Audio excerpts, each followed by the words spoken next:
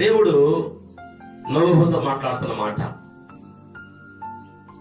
నీ కొరకు నీ కుటుంబం కొరకు ఒక ఓడను నువ్వు నిర్మించుకోవాలి.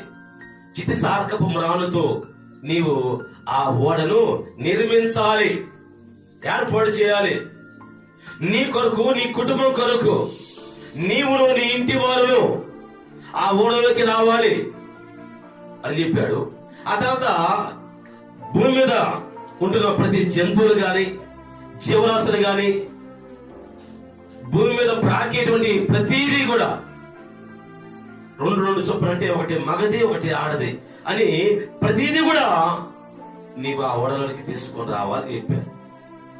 చూడండి, మీరు గమనిస్తే ఆ తరం వారిలో ప్రజలు ఉన్నారు, అనేకమైన ప్రజలు ఉన్నారు. కానీ వారందరిలో నీతిమంతుడిగా, నిందారహితుడిగా, న్యాయవంతుడిగా, యథార్థవంతుడిగా, భక్తిపరుడిగా కనిపించింది దేవునికి ఎవరై అంటే ఈ నోవహు మాత్రమే.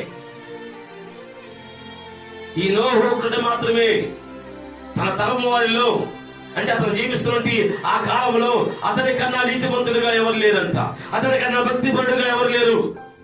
అందుకని తన తరము వారిలో అతనే నీతిమంతుడిగా, నీతిపరుడిగా, యథార్థవంతుడిగా ఉన్నాడని దేవుడు గమనించి ఆ నీతిమంతుడైన నోవహుతోనే దేవుడు మాట్లాడుతున్నాడు.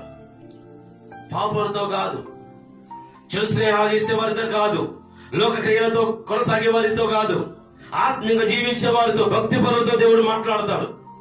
దేవుని కొరకు లోబడే వారితో దేవుడు మాట్లాడతాడు. దేవునికి విధేయత చూపే వారితో దేవుడు మాట్లాడతాడు. దేవునికి లోబడేవారు, యథార్థంగా బ్రతికేవారు, దేవుడైన ఆశ, ధ్యాస, శ్వాస, ఊసు, భాష అని దేవుని మీద ఆధారపడేటువంటి వారితో మాత్రమే దేవుడు మాట్లాడతాడు. అందుకని నోవహు నీతిమంతుడిగా ఉండడం వల్ల దేవుడు నోవహుతో మాట్లాడతాడంట.